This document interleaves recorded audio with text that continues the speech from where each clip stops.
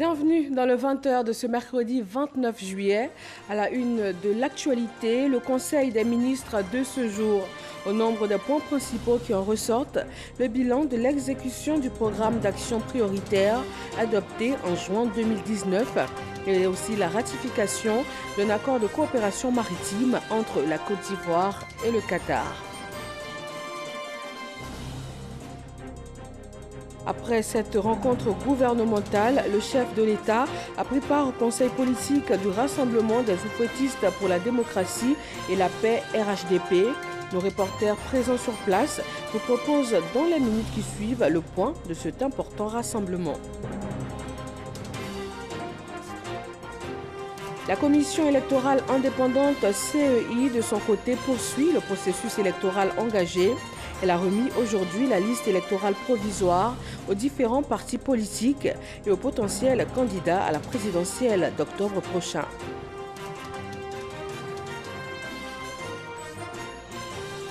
Et puis au titre des épreuves écrites du baccalauréat 2020 entamé en début de semaine, un réseau de présumés faussaires a été démantelé dans la commune d'Abobo par la police criminelle. 7 personnes qui transmettaient aux candidats les corrigés des sujets. Bonsoir à tous.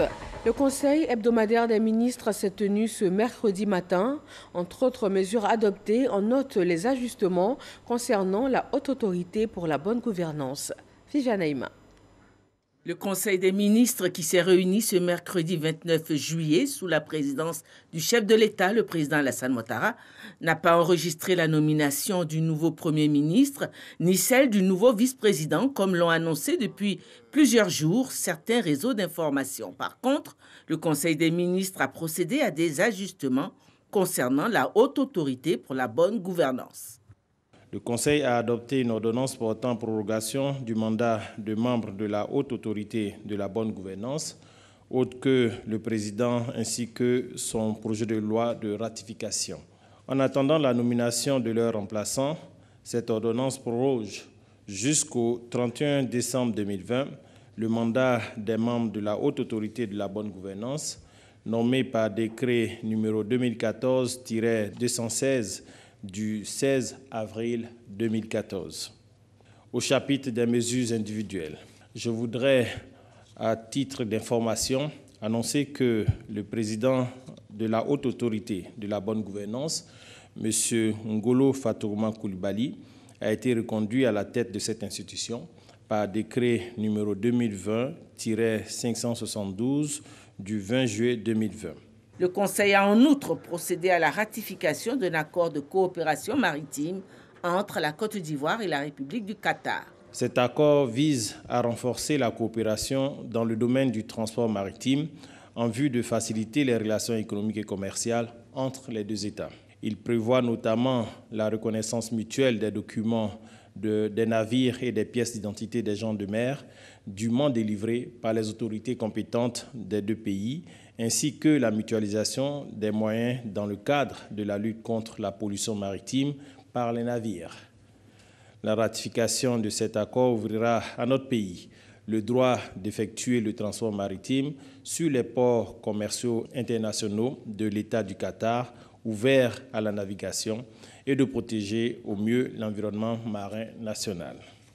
Le Conseil a fait le bilan de l'exécution du programme d'action prioritaire, le PAP, adopté en janvier 2020. Le premier semestre de la mise en œuvre du PAP 2020, adopté en janvier 2020, a été marqué par la pandémie de Covid-19 qui a notamment entraîné les limitations de déplacement, le confinement des populations ainsi que le ralentissement des activités économiques.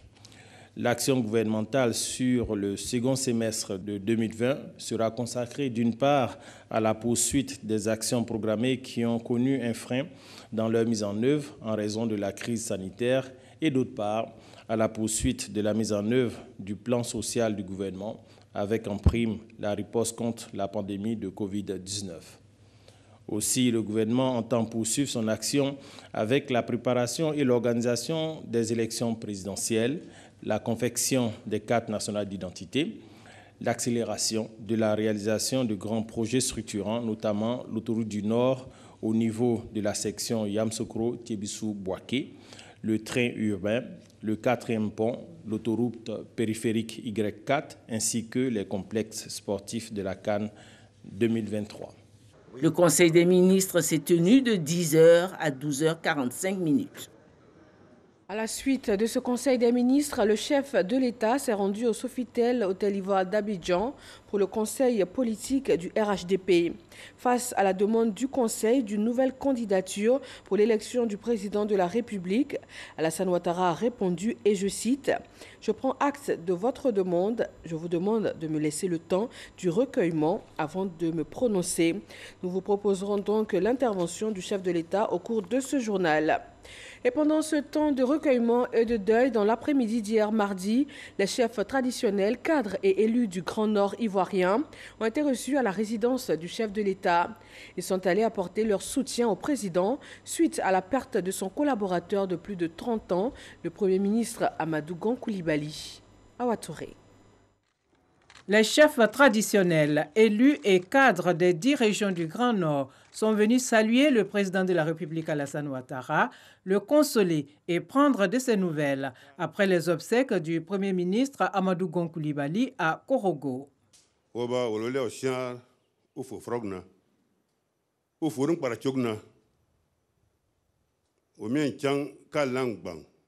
La tradition exige que lorsque un décès survient dans la famille et que l'aîné se déplace pour aller faire comme il se doit les funérailles, il est indiqué, obligatoire pour vous qui êtes les enfants de la famille, d'aller voir comment le chef de famille est rentré chez lui. Et il souhaite profiter de cette occasion pour encore une fois vous consoler. Nous savons que c'est dur, nous savons que c'est pénible, mais on vous demande de prendre courage. Les Écritures saintes disent qu'au lendemain de chaque difficulté, il y a une facilité. Les têtes couronnées du Grand Nord ont par la suite adressé un important message au chef de l'État. Lors du dernier conseil politique de votre parti, sous votre présidence, le Grand Nord a adhéré sans réserve au choix de la nouvelle génération portée sur feu Amadou Gon Coulibaly, qui malheureusement fut rappelé à Dieu le 8 juillet dernier, à 3 mois de l'élection présidentielle d'octobre 2020. Le Grand Nord, dans son ensemble, vous adresse une fois de plus, Excellence, Monsieur le Président, ses condoléances les plus attristées et prie le Dieu Tout-Puissant et miséricordieux pour qu'il lui accorde sa grâce et lui ouvre les portes de son paradis Firdaus.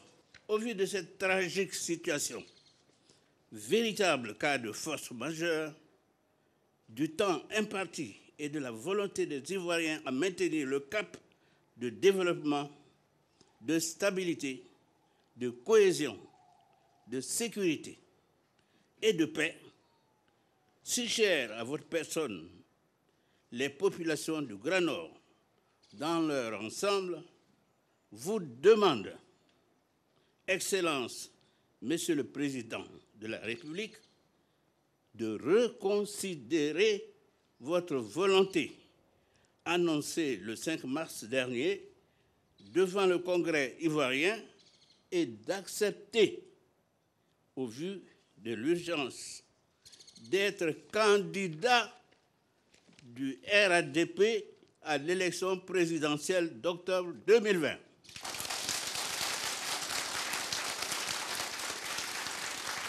Le président Alassane Ouattara a en retour exprimé toute sa gratitude aux chefs traditionnels du Grand Nord pour leur marque d'affection et de solidarité. Ma douleur est vraiment profonde. Elle est vraiment profonde. Et votre présence m'apporte un grand réconfort. Oui, ce n'est pas facile de perdre un fils en qui on avait mis tant d'espoir et de certitude. Mais la volonté du Seigneur nous amène à accepter cela, même si c'est avec beaucoup de douleur. Je voudrais vous remercier donc pour votre présence, le déplacement pour ceux qui l'ont fait, pour vos mots de réconfort et pour la déclaration que vous venez de lire et que j'ai bien compris, et de me donner quelque temps encore de vivre mon deuil, parce que c'est un moment de grande perturbation pour moi. Mais les relations humaines peuvent être complexes. On peut adopter quelqu'un comme un fils, même s'il n'est pas de votre sang. C'était le cas pour moi avec Amadou Gon. Et par conséquent, c'est un père qui vous parle et qui vous demande de continuer de prier pour que son âme repose en paix, qu'il repose en paix, parce qu'il le mérite. Et que nous puissions continuer nos prières pour que tout ce qu'il a fait pour le Nord, pour la Côte d'Ivoire, nous puissions donc montrer notre gratitude à son endroit. Je voudrais vous dire que je vous serai toujours reconnaissant. Toujours reconnaissant. Et je vous demande pardon aussi pour tout ce que vous avez souffert à cause de moi. Et que vous alliez dire à toutes les populations du Nord que nous devons pardonner toutes ces offenses. Et nous devons nous tourner vers l'avenir. Pour la mémoire d'Amadou Gon, nous devons dire que nous avons pardonné. Le chef de l'État, le président Alassane Ouattara, a par ailleurs remercié les populations du Nord pour leur soutien avant de les inviter à poursuivre leurs actions en faveur de la paix et de la cohésion sociale. Ces élus et cadres du Grand Nord ont donné des précisions au sortir de la rencontre avec le chef de l'État.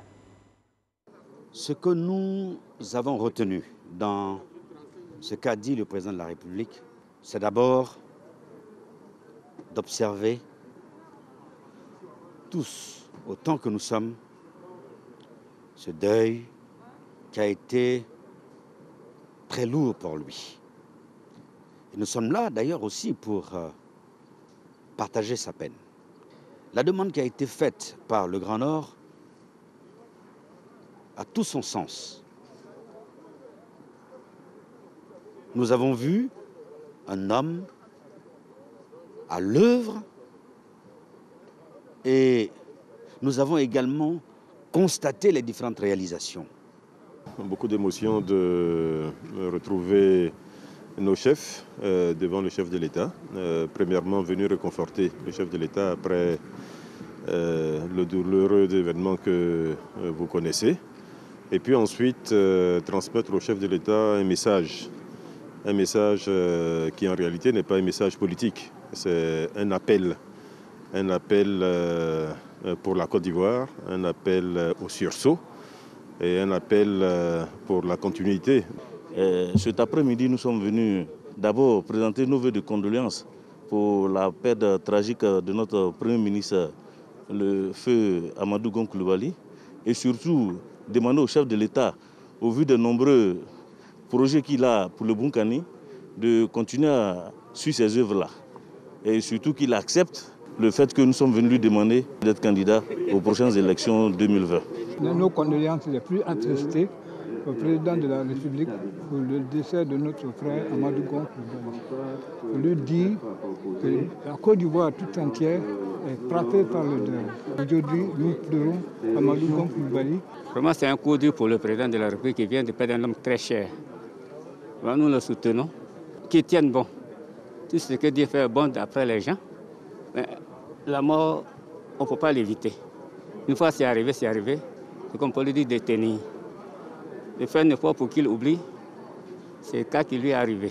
Nous sommes là aujourd'hui pour venir remonter notre père, notre président. Tout ce qui se passe aujourd'hui, ça nous frappe nous tous. Ça nous frappe nous tous pour venir le saluer.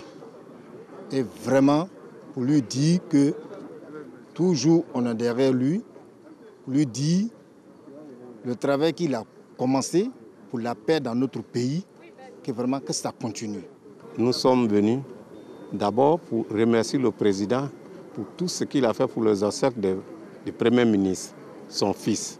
Prier pour le Premier ministre et remercier le président.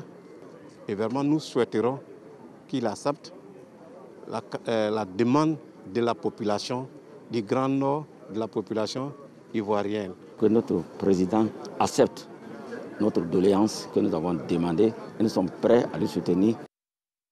Le PDCI RDA a tenu son bureau politique les 4 et 5 juin dernier et ensuite des conventions locales le dimanche 26 juillet qui ont vu l'élection du candidat du parti pour l'élection présidentielle. Selon les résultats définitifs, Henri Konan Bédié est le candidat du PDCI RDA à l'élection présidentielle d'octobre 2020. La cérémonie d'investiture est prévue à Yamoussoukro, la capitale ivoirienne. Le processus électoral est bien engagé. Tous les potentiels candidats à la présidentielle et les différents partis politiques ont reçu ce matin à la CEI la liste électorale provisoire. Le nombre d'électeurs inscrits est de 7 500 035. La liste compte donc 904 956 nouveaux inscrits. Sidonie Davila. La nouvelle liste électorale, qui n'est que provisoire, comprend 904 956 nouveaux inscrits. Après ce traitement, qui commande à 2 règles fondamentales, s'assurer que ceux qui sont sur la liste électorale remplissent les conditions de la majorité, de la citoyenneté et de la jouissance de leurs droits civils, et ensuite qui se sont inscrits une seule fois sur la liste, ces 2 principes étant appliqués, cela a permis de donner le chiffre qui suit de 1 645 693 électeurs, dont 740 737 de la catégorie 1 et 904 956 nouvelles inscriptions dans la catégorie 2. À l'issue de l'opération complète de mise à jour du fichier électoral, j'ai l'honneur de vous annoncer que la liste électorale provisoire de 2020 compte 7 500 035 électeurs. Le fichier électoral provisoire sur support électronique a été remis aux partis politiques et aux potentiels candidats par le président de la commission électorale indépendante, CEI. Une étape qui ouvre la voie au contentieux. Le contentieux de la liste électorale vise à régler les litiges mettant en cause la régularité des inscrits sur la liste électorale, extraire les personnes indûment inscrites, rectifier les données personnelles de certains inscrits et inscrire les personnes omises. Notre vœu commun et le plus cher est d'obtenir à terme un fichier électoral fiable. Les partis politiques et les potentiels candidats à la prochaine élection présidentielle comptent apporter leur contribution pour obtenir un fichier électoral fiable. La première des choses, c'est de saluer et de féliciter la CEI qui a travaillé d'arrache-pied pour nous mettre à disposition cette liste provisoire. Nous allons faire notre part d'action et revenir à la CEI pour que nous puissions avancer tout droit pour les élections de 2020. Tel que présenté, nous repartons pour le moment, je dis, satisfaits. Nous avons la liste, nous allons l'examiner, nous allons demander également à nos militants et à toute la population ivoirienne de descendre dans tous les lieux de vote pour donc vérifier leur inscription et aussi de vérifier les anomalies et de pouvoir les porter à la commission électorale. Il s'agit pour chaque parti, vu cette liste-là, de pouvoir faire des analyses approfondies et expurger certains éléments qui auraient échappé à leurs différents filtres de contrôle. pour ne pas qu'à un certain moment du processus, on parle encore d'audit. La liste électorale provisoire sera publiée dès le 1er août prochain. La liste définitive, elle, sera disponible le 25 septembre prochain. Et puis on revient sur ce conseil politique du RHDP présidé par le président de la République, président du parti. À l'ordre du jour, l'analyse de la situation sociopolitique suite au décès du Premier ministre à 3 mois de la présidentielle.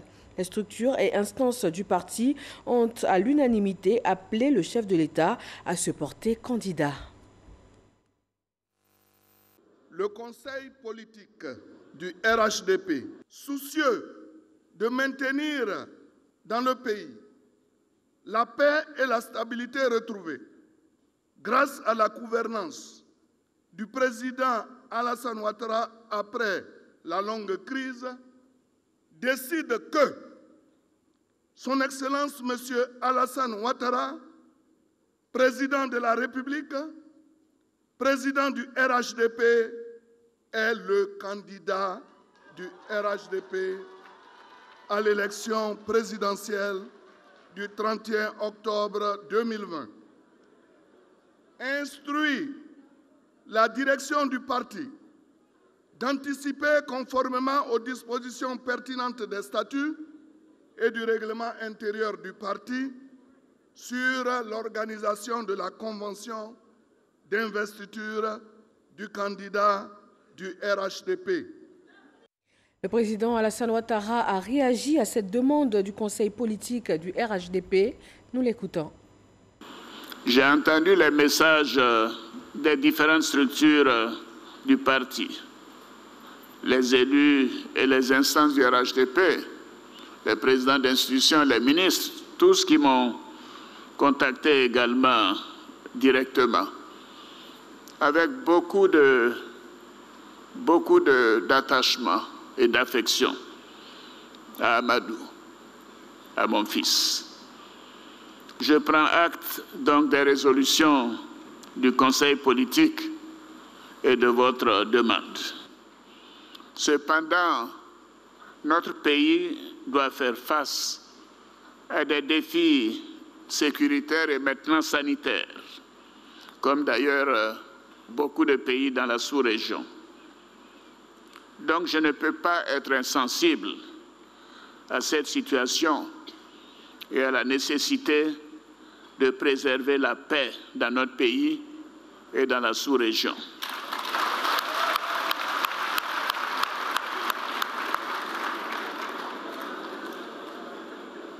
Je voudrais donc vous assurer que je suis avec vous. Je suis avec vous. Je suis avec vous parce que nous devons faire en sorte que la Côte d'Ivoire continue dans la paix. Nous devons faire en sorte de mettre l'intérêt supérieur des Ivoiriens, de tous les Ivoiriens, au-dessus de nos intérêts et de notre vision personnelle. Donc je vous demande de me laisser le temps du recueillement. Mais vous savez que je ne vous ai jamais déçu. Et je ne vous ai jamais déçu. Je ne vous décevrai jamais. Et je veux que vous sachiez, avant de terminer, que je tiens à la victoire du RHDP le 31 octobre 2020. Et je tiens à la cohésion au sein de notre grand parti. Je peux vous dire que cela est une priorité pour moi. La responsabilité veut que la Côte d'Ivoire continue dans la paix. Que la Côte d'Ivoire continue de briller. Que la Côte d'Ivoire continue d'être admirée par tous. Que les Ivoiriens continuent d'être fiers quand ils montrent leur passeport à l'extérieur. Ce n'était pas le cas il y a 10 ans. Quel chemin parcouru. Nous devons être fiers de ce que nous avons fait. Et c'est pour cela que cela doit se poursuivre. Cela doit se poursuivre. Je reviendrai vers vous très prochainement. Également dans l'actualité nationale, le ministre de l'économie et des finances, Adama Coulibaly, face aux députés. Il a défendu 4 projets de loi. Ils portent essentiellement sur les différents fonds de soutien Covid et ont tous été adoptés à l'unanimité. Chaque connaît. Devant les députés membres de la Commission des affaires économiques et financières, le ministre Adama Coulibaly a fait le bilan des mesures de soutien économique de la riposte au Covid-19 et expliqué l'enjeu des 4 projets de loi portant sur la création, l'organisation et le fonctionnement des fonds d'appui et de soutien au secteur informel, aux PME, aux grandes entreprises ainsi qu'aux populations. Nous avons pu exprimer aux honorables députés que les fonds fonctionnent très bien, et que le fonds de soutien aux grandes entreprises, par exemple, a pu apporter une assistance à 26 entreprises aujourd'hui, et pour un montant de près de 10 milliards de francs CFA. Pour ce qui concerne les petites et moyennes entreprises, il y a 51 entreprises qui ont pu bénéficier d'une assistance, et pour un montant avoisinant 2 milliards de francs CFA. Mais surtout, concernant le secteur informel, et les populations qui ont été rendues vulnérables du fait de la Covid, là, les chiffres sont beaucoup plus importants. Nous avons aujourd'hui près de 13 600 bénéficiaires des fonds d'appui au secteur informel. Pour ce qui concerne le fonds de solidarité, à fin juin, nous sommes à 94 700 bénéficiaires. L'émissaire du gouvernement a aussi révélé que les dons des particuliers et entreprises au gouvernement dans le cadre de leur contribution au plan de riposte sanitaire s'élèvent à un peu plus de 3,6 milliards de francs CFA à la date du 28 juillet 2020. Les 4 projets de loi de la présente session ont été votés à l'unanimité des membres de la Commission des affaires économiques et financières. L'État ivoirien continue de soutenir l'économie et aussi les couches les plus vulnérables face à cette pandémie mondiale qu'est le coronavirus. Voyons le point du ministère de la Santé et de l'Hygiène publique pour ce jour.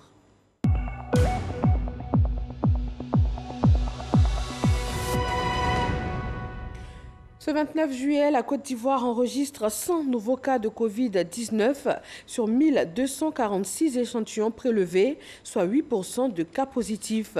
On note également 256 guéris et 1 décès. Pour maintenir le niveau de la lutte contre la Covid-19 en terre ivoirienne, l'Inde a décidé d'apporter son appui au pays, un don de tests rapides d'une valeur de 20 millions de francs CFA. Issaïo. L'Inde veut aider la Côte d'Ivoire à lutter contre la pandémie du Covid-19 à travers sa structure, l'unité Afrique Pharmaceuticals Côte d'Ivoire. Ce pays vient de faire un don de tests rapides au ministère de la Santé et de l'Hygiène publique. India and Côte d'Ivoire has a symbiotic relations. It is not only to yesterday. Les relations entre la Côte d'Ivoire et l'Inde ne datent pas d'aujourd'hui, elles datent d'il y a très longtemps. Et la crise du coronavirus n'affecte pas que la Côte d'Ivoire, elle affecte le monde entier, y compris l'Inde. Alors il faut voir dans ce geste un très petit geste de solidarité de l'Inde envers la Côte d'Ivoire pour aider éventuellement un geste d'ailleurs qui nous vient de la part de la communauté des entreprises indiennes, d'une entreprise indienne installée ici en Côte d'Ivoire, pour aider justement la Côte d'Ivoire à traverser cette crise qui nous frappe tous. Il s'agit de tests de diagnostic rapide. En Côte d'Ivoire, le test de référence pour le diagnostic de la Covid, c'est le test qu'on appelle la PCR ou le test moléculaire. Quant au test de diagnostic rapide dont il est question ici, ce sont des tests dits d'orientation diagnostique qui sont destinés à faire de la recherche scientifique. Ces tests ne sont pas destinés à un usage direct par le public ou dans les établissements sanitaires. Le coût du don des tests rapides, 20 millions de francs CFA. Le coronavirus continue de faire des victimes partout dans le monde. Le ministre zimbabwéen de l'Agriculture a succombé ce mercredi des suites d'une maladie qui serait liée au coronavirus. Âgé de 65 ans, l'homme avait été hospitalisé après avoir été exposé au virus, son chauffeur étant décédé de la Covid-19 ce week-end. Dans le domaine des télécommunications, à partir du 31 janvier 2021, la numérotation téléphonique va basculer en Côte d'Ivoire. De 8 chiffres, on va passer à 10. L'autorité de régulation des télécommunications de Côte d'Ivoire a présenté les avantages et objectifs de ce basculement. Cheikh Koné. Karine a 23 ans, comme la plupart des usagers des services de téléphonie mobile et fixe. Pour joindre ses correspondants, elle le fait de son mobile ou dans une cabine téléphonique. Dans 6 mois, précisément le 31 janvier 2021, à minuit 1 seconde, Karine devra ajouter un préfixe de 2 chiffres sur le numéro de son correspondant, ce qui portera à 10 la numérotation mobile et fixe. Si ça passe de 8 à 10 chiffres, est-ce que le prix des appels va augmenter? Est-ce que la qualité des appels va s'améliorer? Quel intérêt cela va nous donner? Bon, il faut voir cela aussi.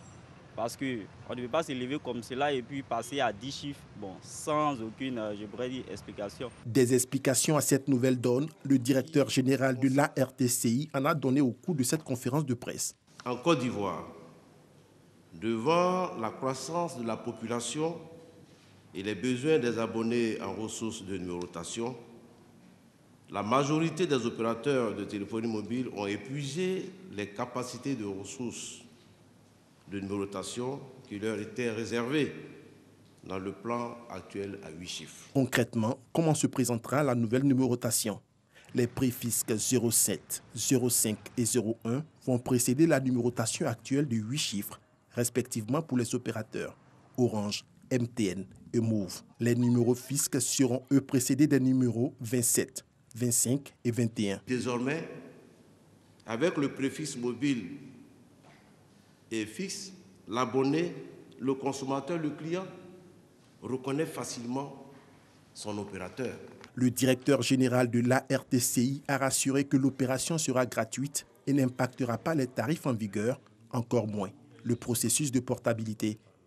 Il a aussi précisé que l'opération ne donnera pas lieu à une réidentification de numéros. Aujourd'hui, avec ce nouveau basculement, nous craignons fort qu'il n'y ait pas de répercussions sur les consommateurs qui font face déjà à d'autres difficultés. C'est depuis le 15 janvier 2000 que la Côte d'Ivoire est passée de 6 à 8 chiffres. La capacité du parc de numérotation est arrivée à saturation avec 49 millions de numéros fixes et mobiles. La nouvelle numérotation offrira un parc de 10 milliards de numéros pour 50 ans. Les TIC utilisés comme moyen de fraude au bac 2020. Aujourd'hui mercredi, un réseau de présumés faussaires a été démantelé dans la commune d'Abobo par la police criminelle. 7 personnes qui transmettaient aux candidats via WhatsApp ou Telegram les corrigés des sujets. Frédéric Gorebi.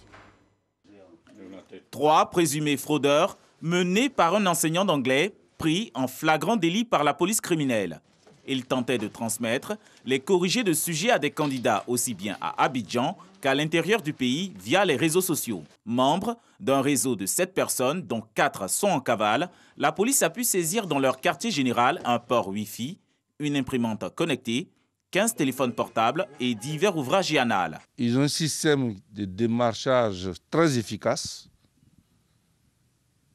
Et ils recrutaient des enseignants de toutes les disciplines qui doivent composer aux examens, de sorte à ce qu'ils soient actifs pour produire, comme je l'ai dit, les sujets corrigés. Placée sous le signe de la lutte contre la fraude, cette session du baccalauréat a enregistré plusieurs cas de saisie de téléphones portables dans les salles de composition sur des candidats depuis le début des épreuves écrites le lundi 27 juillet. C'est le lieu de rappeler que les candidats fraudeurs à l'examen du baccalauréat encourent une peine d'interdiction de composer à cet examen sur une période allant de 2 à 5 ans. Les enseignants complices devront eux aussi répondre de leurs actes devant les juridictions compétentes.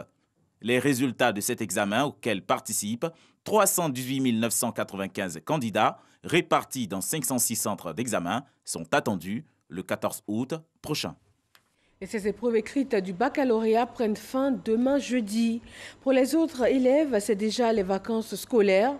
Pour sécuriser cette période de grande activité, la police nationale lance l'opération Vacances sécurisées. Une opération en synergie avec les autres forces de défense et de sécurité afin de lutter contre la criminalité. Herman Guivet. Stade municipal de Williamsville, le top départ de l'opération Vacances sécurisées donné ce mercredi en présence du ministre de la Sécurité et de la Protection civile, le général Vagondo Diomondé. Plusieurs unités de la police nationale et autres forces de défense et de sécurité mobilisées pour l'opération. Mission, lutter contre la criminalité sous toutes ses formes par la mise en œuvre d'opérations d'envergure. De quoi rassurer les populations de la commune d'Adjamé et par extension celle de la Côte d'Ivoire. Qu'il me soit permis de rendre un hommage au président de la République, son Excellence M.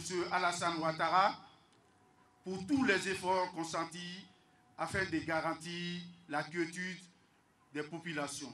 Une 5e édition qui se tient dans un contexte particulier alors que le monde entier tente de faire face à la Covid-19 et que des défis importants profilent à l'horizon. Monsieur le ministre, l'opération Vacances sécurisées 5 vise les objectifs ci-après.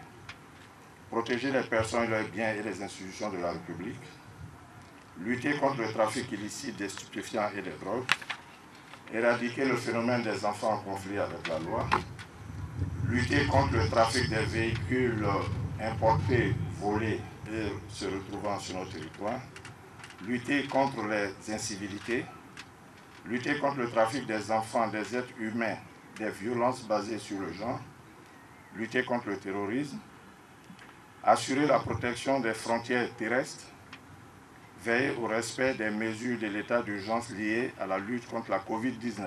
Mes chers collaborateurs, je vous invite à travailler avec abnégation, professionnalisme et à faire preuve de rigueur dans l'exécution de vos missions régaliennes. Faites en sorte que, de par votre manière de travailler, la confiance force de défense et de sécurité population soit davantage renforcée.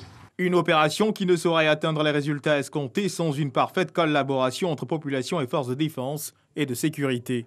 Après le lancement l'année dernière, le 12 septembre 2019, de l'opération Épervier 5 dans la commune de Yopougon, nous nous retrouvons aujourd'hui.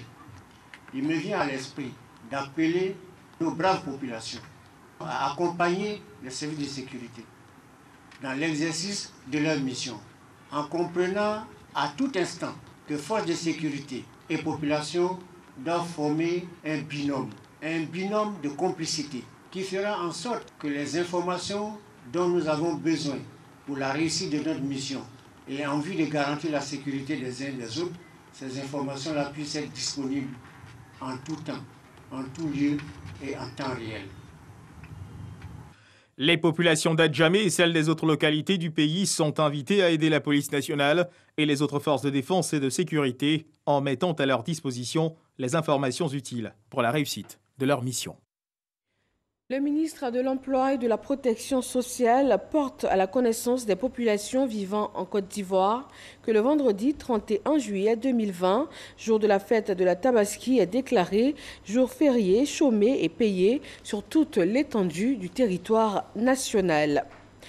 L'ambassade de Côte d'Ivoire en Belgique rend hommage à Amadou Gon Coulibaly, Premier ministre ivoirien, décédé le 8 juillet dernier. Le personnel de la représentation diplomatique ivoirienne s'est incliné devant la mémoire du disparu. Amadou Ouattara. Moment de prière et de recueillement à la résidence de l'ambassadeur Cise à Oudegem. La communauté ivoirienne de Belgique rend ainsi un hommage au Premier ministre Amadou Gon Coulibaly. Pour Abou Dosso, ambassadeur de la République de Côte d'Ivoire près le Royaume de Belgique, du Grand-Duché de Luxembourg et de l'Union européenne, c'est un hommage bien mérité à un leader exemplaire, un homme aux grandes qualités humaines et professionnelles. Cérémonie à laquelle ont spontanément pris part les représentants des partis politiques, les présidents d'associations ainsi que le personnel de l'ambassade dans une communion des cœurs. Tous, ils ont exprimé leur tristesse face à cette douloureuse perte. C'était quelqu'un effectivement qui centralisait tous nos espoirs, les espoirs en tout cas d'une grande partie de la population. Donc c'est avec beaucoup d'émotion que nous avons fait aujourd'hui la cérémonie. Ce que nous espérons, c'est effectivement que tous ces hommages et tous ces mots gentils adressés à notre regretté Premier ministre soient pour lui une lumière dans la tombe. Des prières ont été dites par des hommes de Dieu pour le repos de l'âme de l'illustre disparu. Et puis pour terminer, revenons en images sur cette réunion du Conseil politique du RHDP présidé par son président. À l'ordre du jour de cette rencontre, l'analyse de la situation sociopolitique suite au décès du Premier ministre à 3 mois de la présidentielle. Les structures et instances du parti ont à l'unanimité appelé le chef de l'État à se porter candidat. Et Alassane Ouattara a répondu, je cite, « Je prends acte de votre demande, je vous demande de me laisser le temps du recueillement avant de me prononcer. » Et voilà qui met fin à ce 20h. Merci de vous informer sur RTI 1. À 23h, retrouvez Marine Cognon pour un nouveau journal. Bonsoir à tous.